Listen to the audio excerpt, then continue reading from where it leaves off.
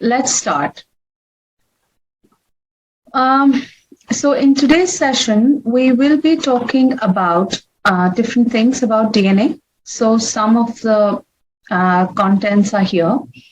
We'll have an introduction about DNA. We'll look at the structure and composition of DNA. We'll see how DNA is organized. What are the different levels of packaging?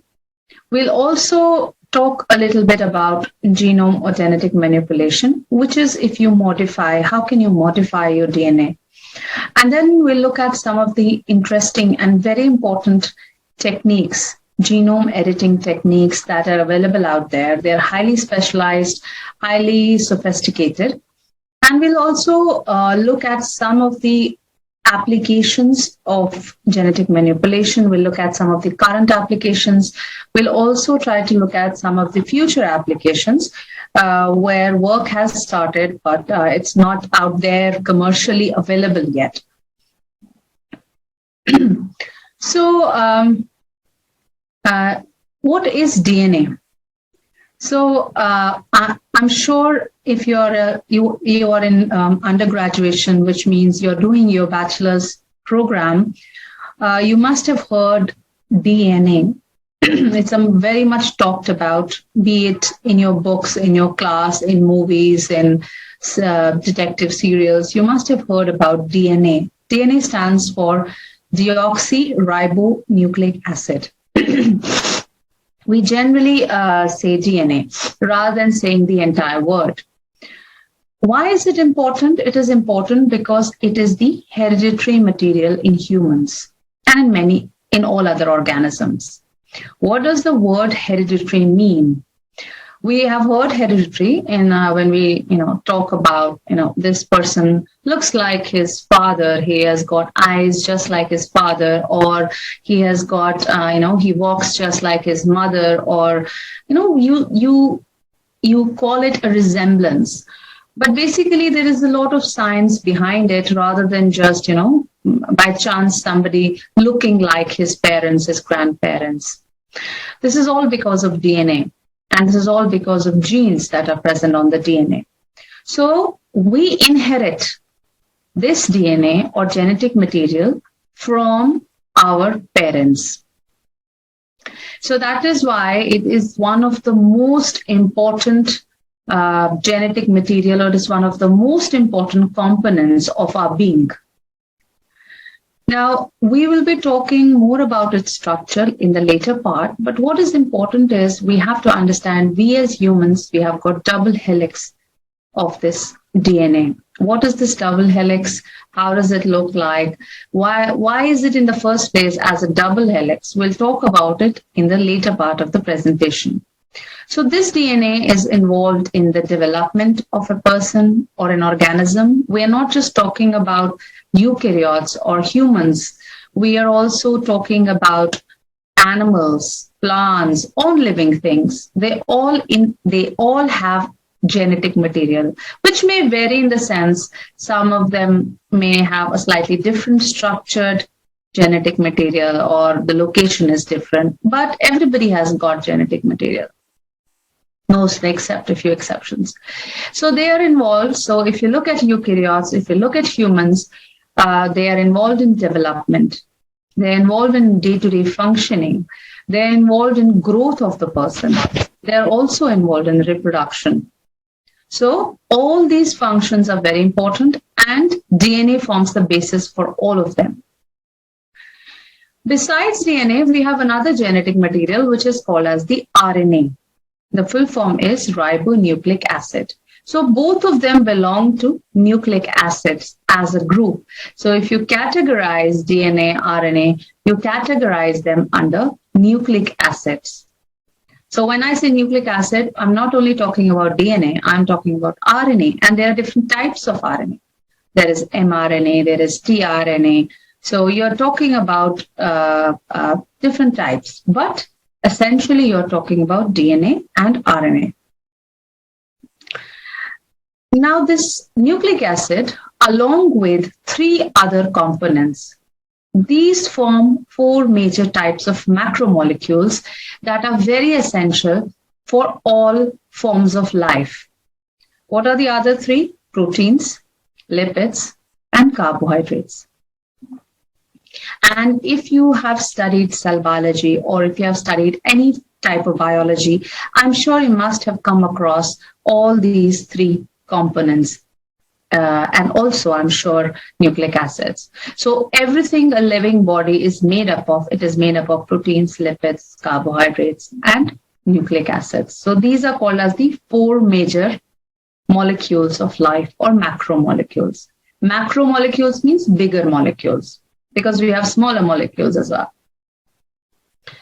Now, who discovered DNA? Now, there is a lot of controversy on this aspect about discovery. It was first of all observed by Friedrich Miescher in 1869. And at that time, he did not know that this was a DNA, but he saw something which was actually a DNA. Later, in 1952, a chemist, Rosalind Franklin, she's very famous. She was working in the lab of a scientist, Morris Wilkins. And she used X-ray diffraction. It's a technology we use nowadays as well, to learn that DNA had a helical structure. So we now know DNA is made up of two strands, and they are in the form of a helix. We'll see the picture also, how that helix is actually. So she was the one who took the photo, or who captured the picture of DNA, which you see on the right-hand side. This is basically, picture of a very early picture of X-ray, picture of a DNA taken from X-ray diffraction technique.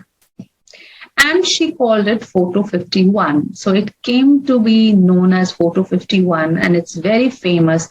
If you say to any scientist, what is photo 51, they will know that it is a picture of the first DNA which identified the helical structure. It was taken by Rosalind Franklin.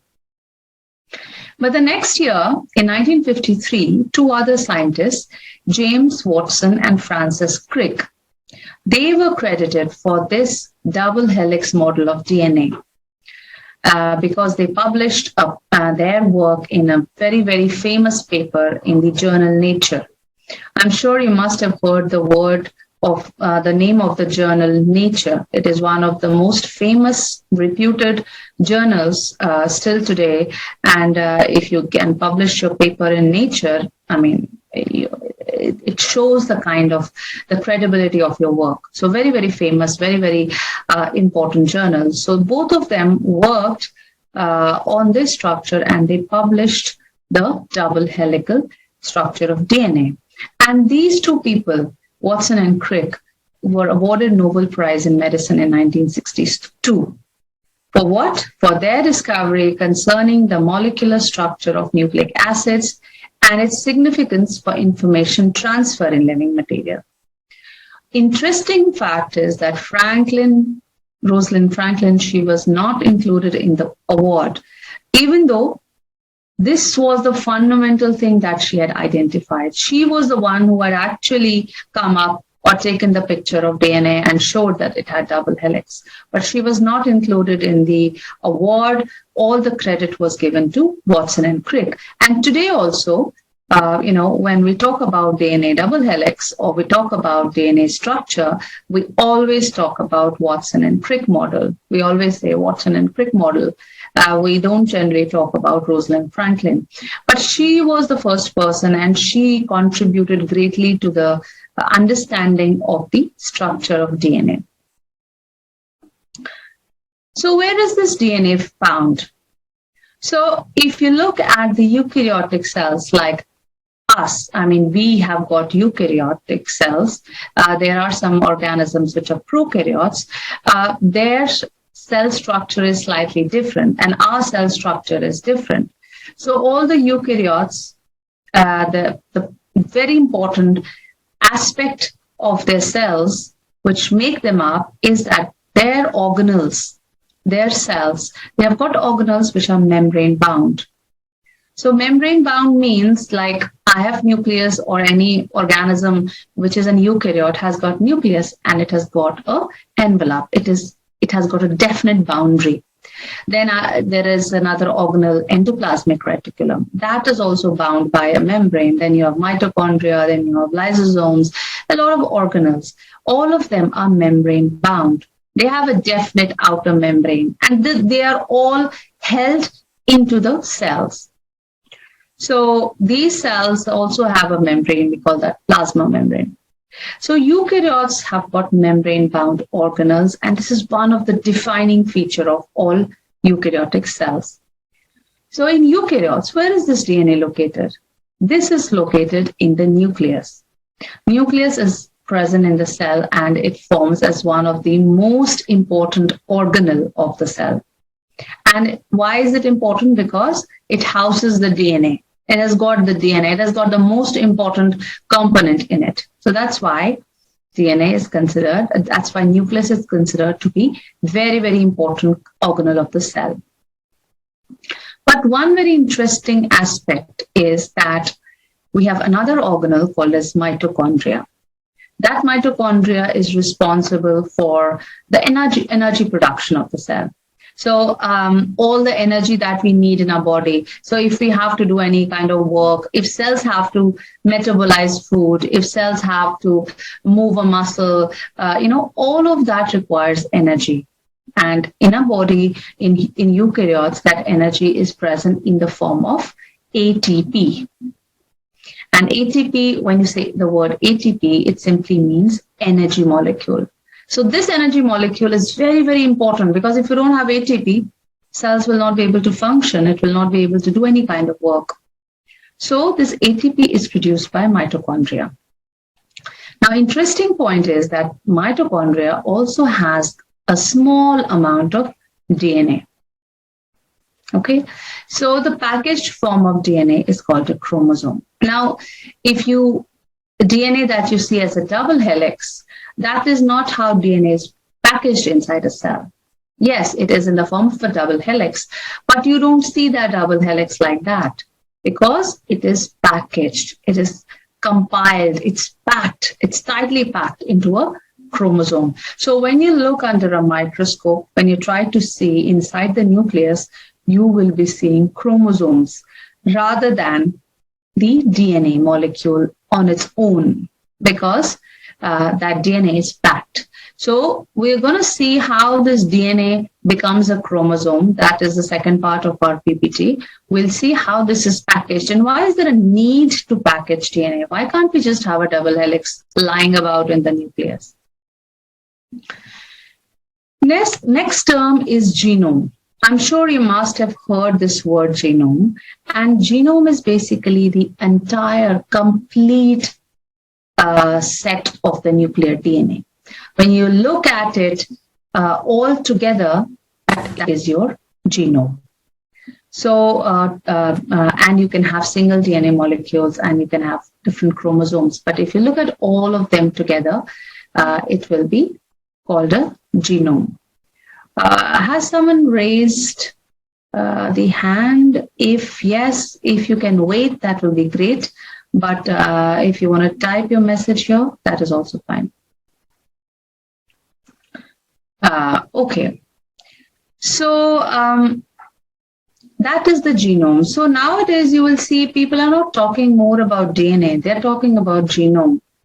They're not saying, let's manipulate the DNA. They're saying, let's manipulate the genome, or what is the genome of an organism. We are more interested nowadays on genome. The reason is because we have understood that all the chromosomes, they interact with each other. The different genes, they interact with each other, and they have an impact on each other. And they have an impact on the overall functioning of the cell. So it's not a single gene which is involved in any function. There are multiple genes. There is interaction between the genes that leads to a particular function. So the interaction is very important. That is why nowadays we talk about genome rather than the gene. All right. Moving on. So what is this DNA made up of? What does it look like? Let me just take a step forward. I'll just want to show you this picture on the left-hand side. This picture on the left-hand side is basically the double helix. Okay, so when I said it's a double helix, double means it has got two strands, and you see this is one strand and this is another strand. So it's called a double helix, and this is how it looks like. This is how it says. So double helix. It's wound around each other, and the two strands are connected. How are they connected? We're going to talk about all of that. Now, coming back. So what is DNA made up of? So you see the backbone. I need to go back to the picture again. So if you look at this picture here, this strand here, this is called as the backbone. Okay. Now this backbone is made up of two molecules, sugar and phosphate. So that's why we call this as a sugar phosphate backbone. So each strand has got a sugar phosphate background. And the two strands are connected via base pairs. When I say base pairs, they are connected by two bases. Okay, so one on this side of the strand and the other on the other side of the strand. Okay, and both these bases are connected to each other by either double bonds or by triple bonds. Now, the pairing is not random. This is very important fact because a lot of applications, lots of functions of DNA is because of this pairing. And the most important function of DNA, which is to, give the information to all the functions, to help all the functions actually happen, is because of this pairing here. So we know that the bases, which are basically the nitrogen bases, okay, and if you want to look at how they look like chemically, let's just look at here. So this is adenine. So we have got four bases that can be present: cytosine, guanine, adenine, and thymine. So you have four bases, and any one can be present at one time. Okay, and this is actually the chemical structure. So this particular base is adenine. And as I said, the backbone is made up of a phosphate and a sugar molecule. And in your DNA, the sugar molecule is a pentose sugar. Pentose means 5 carbon, pentamer. So penta means 5. So it's a 5 carbon sugar. That's why we call it deoxyribose. Okay. And you see oxygen group is here, oxygen molecule is here, and it's a 5 carbon sugar. And this is the phosphate group. So basically, your DNA is actually a chain of nucleotides. Now, where does this word nucleotide come from? Nucleotide is basically where you will have these 3 components together. So that is one nucleotide. So one nucleotide will have a nitrogen base, it will have a sugar molecule, and it will have a phosphate molecule. So these 3 together form one nucleotide.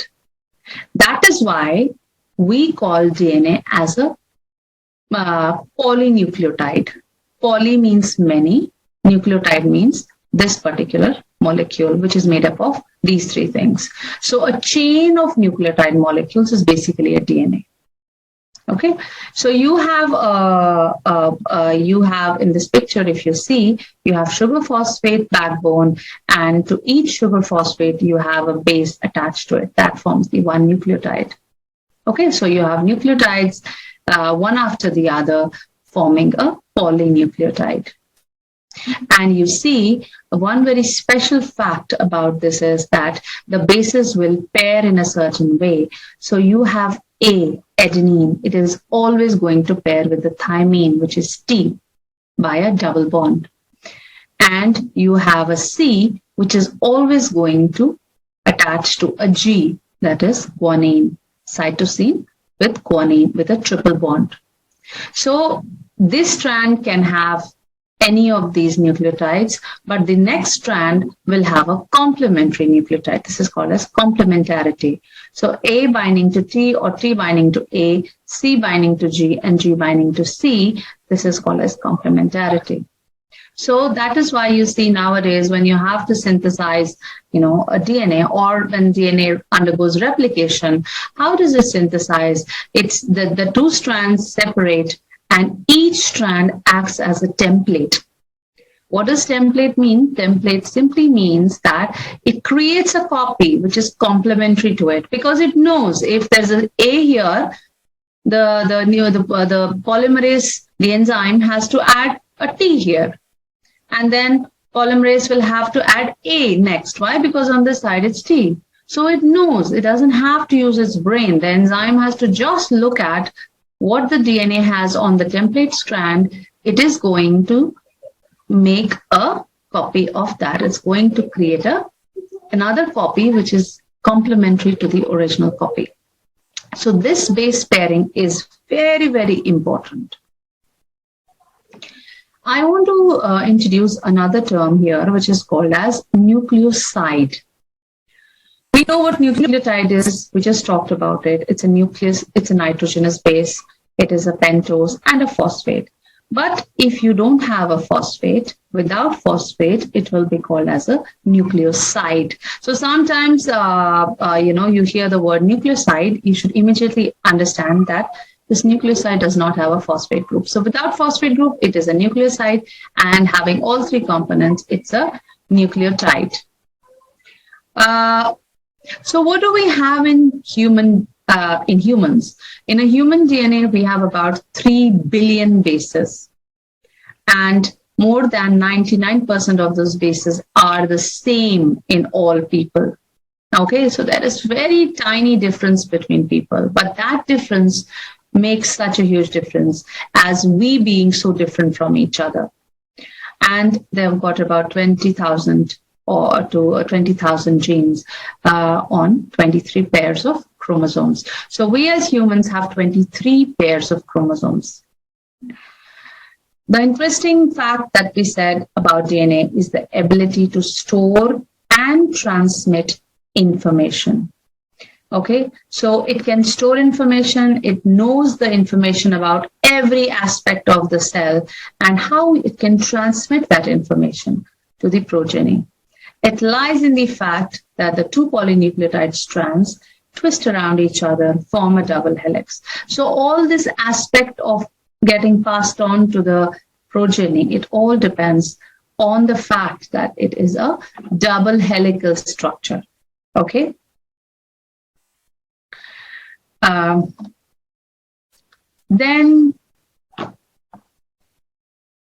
So as I said, if you look at the picture on the right-hand side, this is your DNA, which you would see normally, and it has got a direction. I mean, if you've studied any aspect of molecular biology, you will know that strands have got 5'3' orientation or 3', 5', and they are always opposite to each other as they are complementary. This one is just a model of DNA. It's the same thing, showing DNA in different ways. So the double helix of complete DNA molecule resembles a spiral staircase. So this is just for the understanding, like if you live in a house and you see, sometimes you have those spiral staircases, and those, it just looks like the spiral staircase. And the two railings are basically your sugar phosphate backbone, and the steps on which you, step and go up, those are just nitrogenous bases connecting the two long strands. So the structure, this double helix structure, explains two important properties of the molecule. Number one is that it can be copied or replicated. So this is very, very important fact, which I just mentioned some time ago. I said that when DNA has to replicate, when it has to form a copy, which it does all the time, how is it able to do that? It is able to do that because of its structure. So the strand opens up in a certain way, and each strand acts as a template to create a another copy. So that is very, very important. And that strand is a complementary strand. Second is it can store information in linear sequence of the nucleotides along each strand. What does this mean? This means that I told you the nucleotides lie one after the other in a linear fashion, in a straight line, okay, whichever orientation, vertical or horizontal, whichever way you're placing your DNA. So you will see your nucleotide is, you will have a nucleotide one after the other as a linear arrangement. So why is this linear arrangement important? Linear arrangement is important because it helps the DNA to be expressed. What does the word expression mean? Expression means when a gene is able to produce a protein, because all the functions that DNA enables the cell to do, it's via the synthesis of proteins, right? The ultimate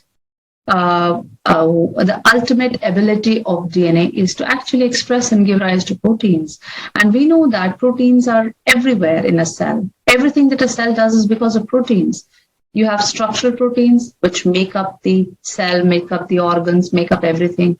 You have functional proteins, or you have proteins that perform the function, such as enzymes, right? So all of this is actually, the information is in the DNA.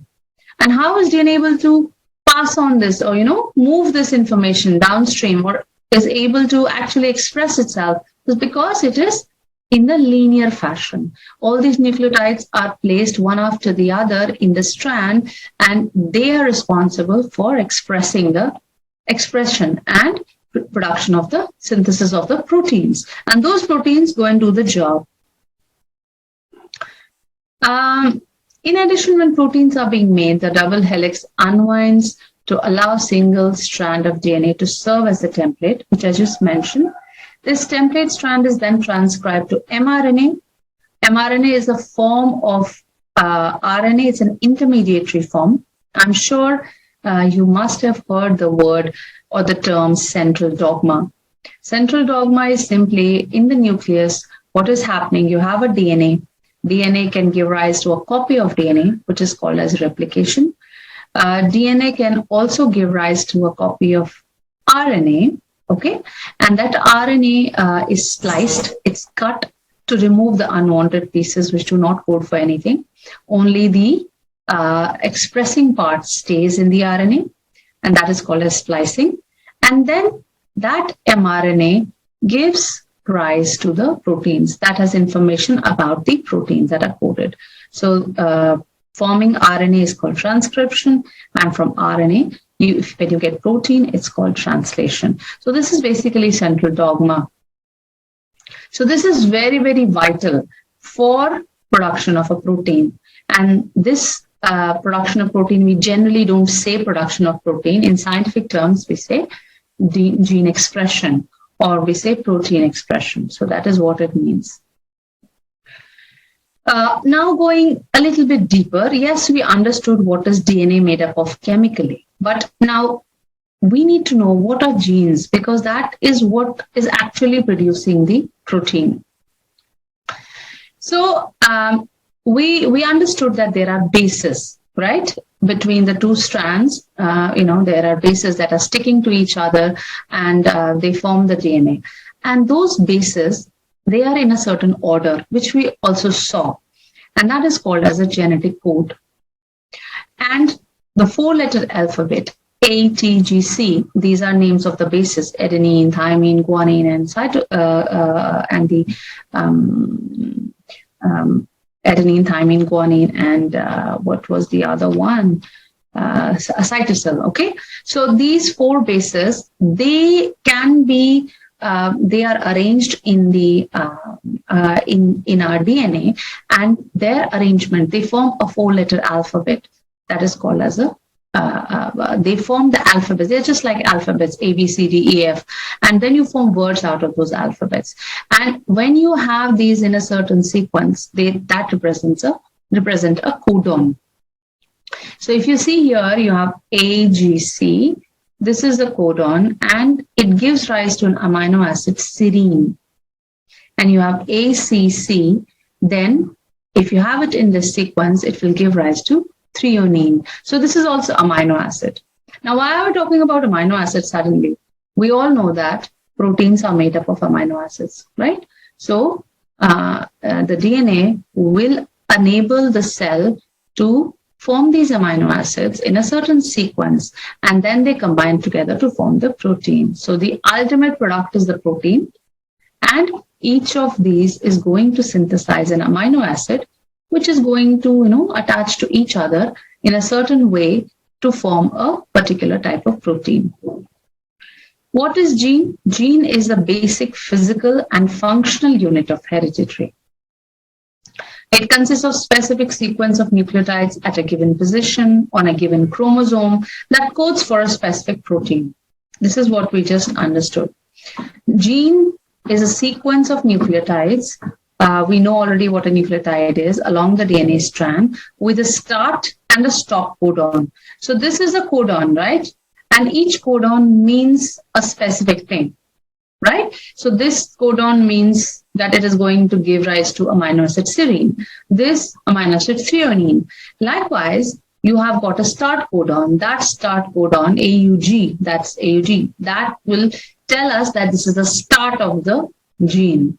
And it will also have a stop codon, which says that this is the end of the gene. And in between, you will have introns, exons, you will have regulatory sequences. Together, all of that is called as a gene. Now look at this is just a gene. What does a gene have? Gene will have a start codon, a stop codon. It will have some regulatory sequences.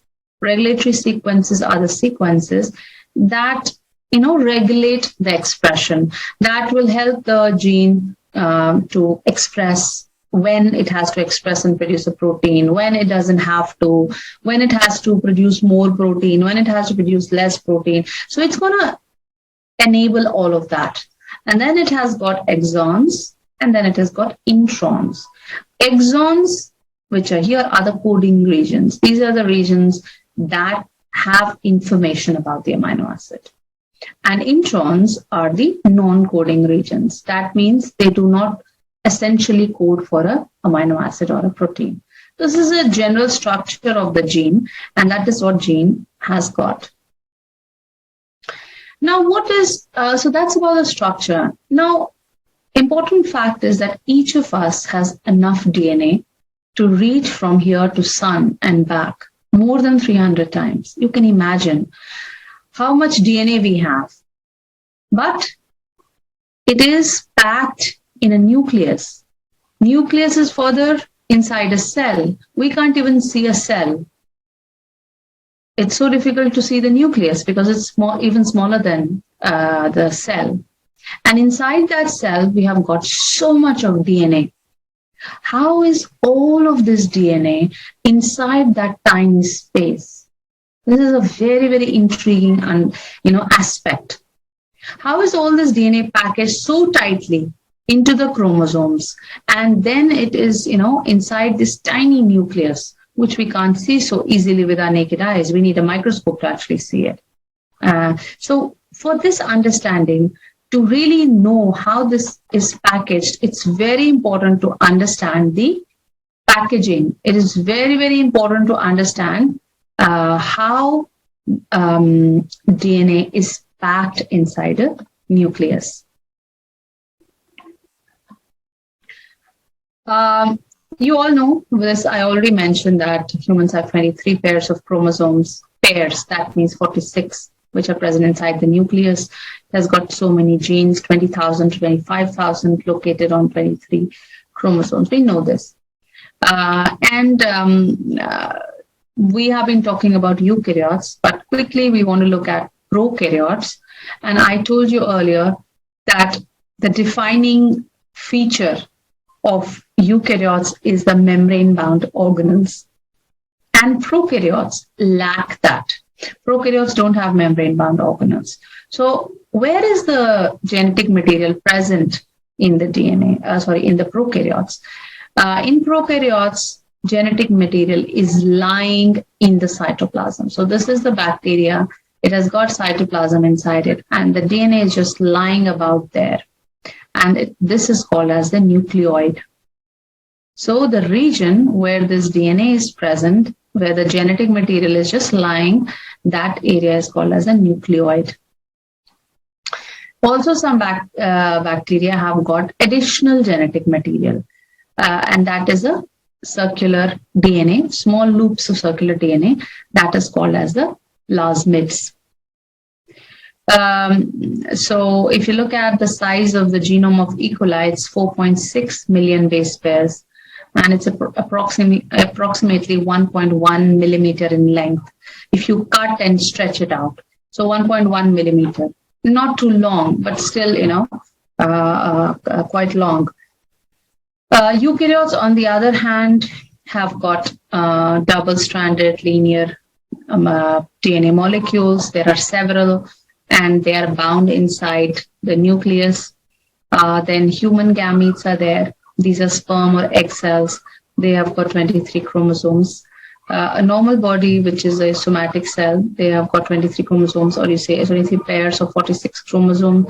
And based on this, we sometimes use the word haploid and diploid. Haploid means when you have a single set of chromosomes. Okay, single set.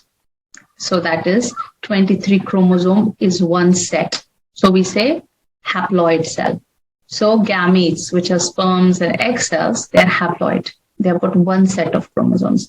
But the rest of the body cells, our skin cells, our intestinal cells, our stomach cells, they're all diploid. We call them somatic cells. They have got diploid set of cells. That means 2n, twice. So they have got 46 chromosomes or 23 pairs. On the right-hand side, I just want to show you, this is just a picture of chromosomes that have been arranged like that.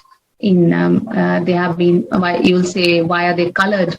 Normally, our chromosomes are not colored. They are colorless.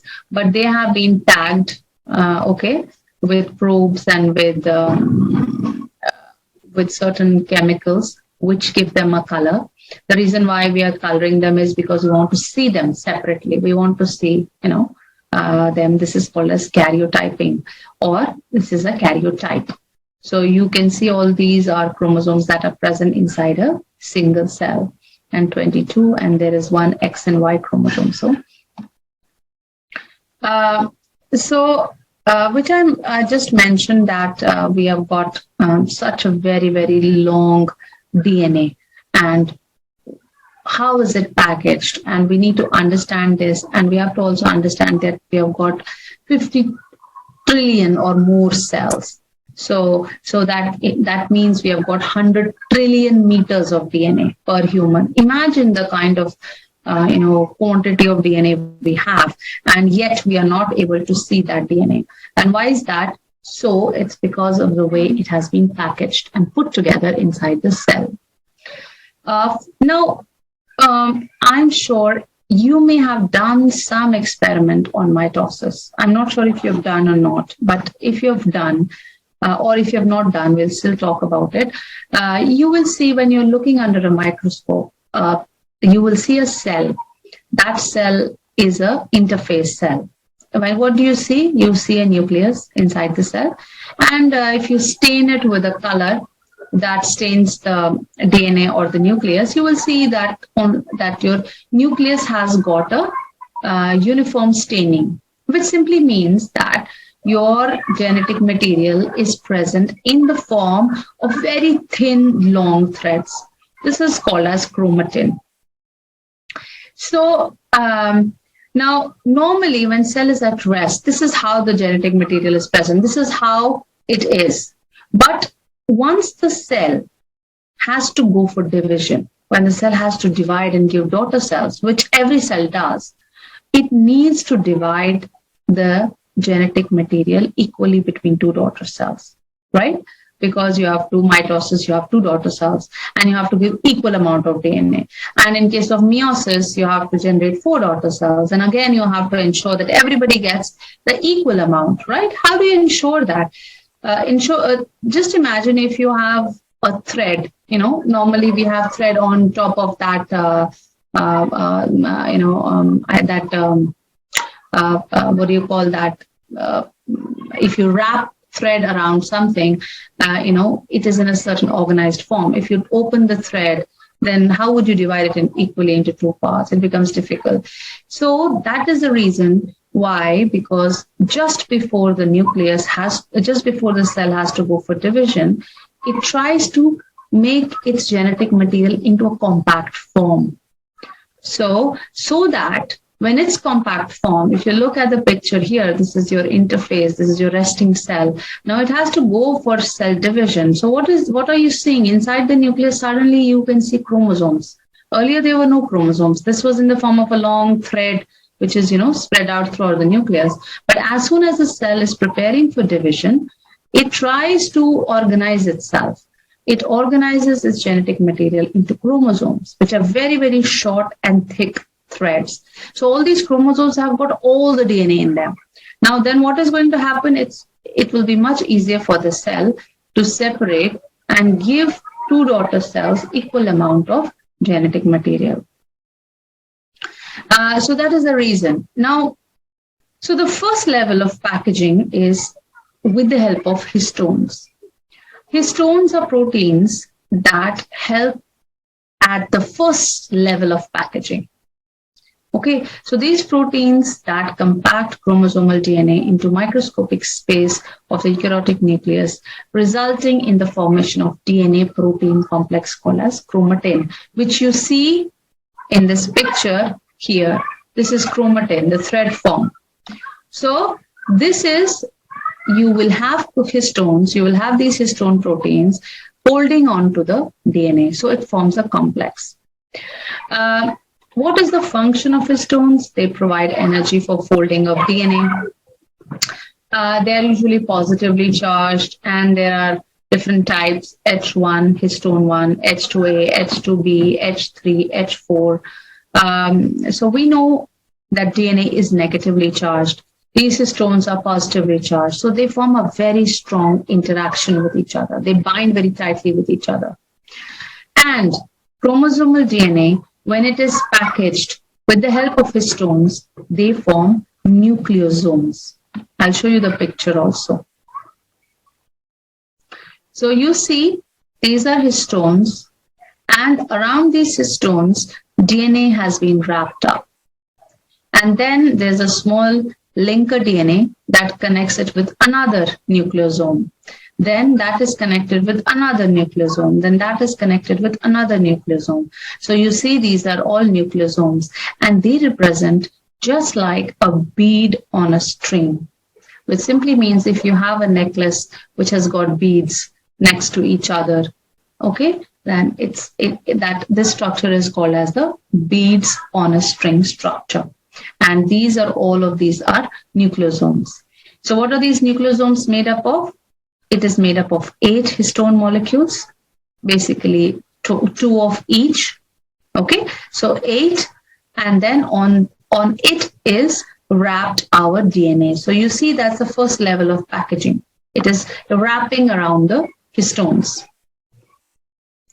So you have this DNA, it is wrapped around the histones. That's the first level of packaging. Nucleosome repeat after 200 base pairs. So 30 million nucleosomes are present in a human cell. Okay, imagine 30 million. Total mass of histones is approximately equal to that of the DNA. And this level of packaging, this first level of packaging, allows us to make 7:1 packing ratio. Okay, so it's 7 times fold packaging is at this first level. Next, going to the second level. Second level it is called as a 30 nanometer fiber. I think we need to move a little bit faster. 30 nanometer fiber, that is when it is further looped. These individual nucleosomes are looped on each other. So this gives rise to 40 folds packaging. Okay. If you look at this diagram here, so you are DNA, this is wrapped around histones. The nucleosomes, they form the 30 nanometer fiber, and then these are further hyperlooped on each other on certain scaffold proteins. So there are more proteins here which are called as scaffold proteins. They help further loop up the DNA, and ultimately you have a chromosome. Chromosome is, or it's also called as the metaphase chromosome. It is the highest form of packaging in a chromosome. And the packing ratio is about 10,000:1.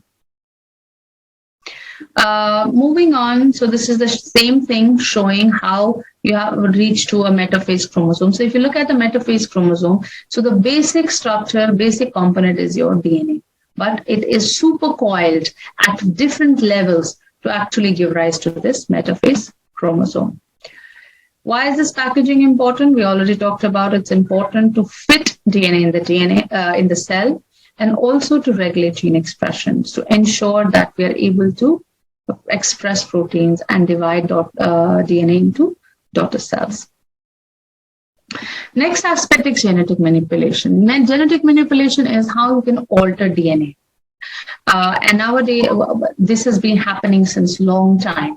And earlier it used to be done with the help of selective breeding. Selective breeding was simply you had a variety of apples which had a very good taste, and you have another variety of apples which had longer shelf life, and then they used to cross them, until they were able to get a variety of apples which had both traits. Now, this was non-selective. This was not very, there would be a lot of apples which would get those both traits. There would be a lot of apples which will not get those traits. So it was random. Okay. So that is why this method was not very specific. And also you needed two sexually mating species. You could not do it to any other because you need to cross them to actually attain the yield. But with the advent of time, scientists developed genetic engineering, genome editing. These techniques allowed us to work on the DNA directly, and we were able to make changes to the DNA. Say, for example, we had 80, I wanted G there, I could do that. Or I wanted to delete a certain region from the DNA, I could do that. I wanted to add a new segment of DNA there, I could do that. So you could modify the DNA. You could delete subsections of DNA. You could add some sections of DNA. So you could do all of these things to the DNA with the help of genetic engineering or genome editing. So all these techniques became more common with time. So you directly worked with the DNA rather than with the fruits. The basic process of gene manipulation are you isolate DNA from the organism. You introduce a foreign DNA, you cut it first and then put it in a vector. Vector is a carrier. And then you put it inside a host where it is going to increase in number. So that's how you're going to produce a genetically manipulated species. Importance, why is it important? It's important to develop novel genes of economic importance. You want to have variety of plants or which will have more shelf life. They can be, they stay better for a longer period of time. You don't want to get them to get rotten very quickly. You want to have a variety of cotton which is pest resistant. So you want to develop novel genes for economic importance. You want to also evaluate the role of special genes. What is the role of a particular gene in a particular disease, right? So if you manipulate the DNA, you will be able to study it. You can create new species. You can help endangered animal species by, preserving them, by manipulating them and then preserving them. Drawbacks are that there's a lot of ethical concerns. Not if you are working with normal cells, such as somatic cells of plants, animals, or humans. There's no problem then. But as soon as you try to work with the germline cells, which may be inherited or which may lead to organisms, which could be, say, for example, genetically modified organisms, and you're trying to create a cross between two random species, and ultimately you're able to develop a species which may be used as a warfare, or maybe you're playing with the creation of the god. So many scientists argue that it's unethical. You cannot play with nature. You cannot do that. So there are a lot of ethical issues. In itself is a big subject of concern. So you do manipulation using recombinant DNA technology. I'll go a little bit faster. So you have your gene of interest. You introduce it into a vehicle. Vehicle is a carrier. It's just like a car where you're sitting there and it's taking you to some other place where you get down. So basically you're using a vehicular medium of transport for your gene of interest, for the gene that you want to introduce. So usually we use plasmids, but there are a lot of other vectors that are used. So when you're doing recombinant DNA technology, when you're doing manipulation using this technique, you have got three important aspects. You need enzymes to cut DNA, to cut vectors, or to join the gene of interest into vector. So you need a lot of enzymes. You need a vector, which is acting as a vehicle, very important. And you need a host organism where your recombinant DNA is going to multiply. So the enzymes used are restriction enzymes, polymerases, ligases. I'll not go into the detail. They are very, very important because they cut DNA at a specific site.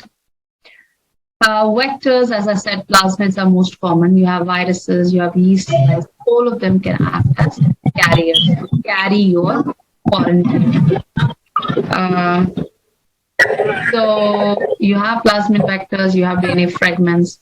You introduce them into the vectors. These are called as the recombinant DNA molecules because they are made up of plasmid vector and also the DNA fragments that we wish to clone.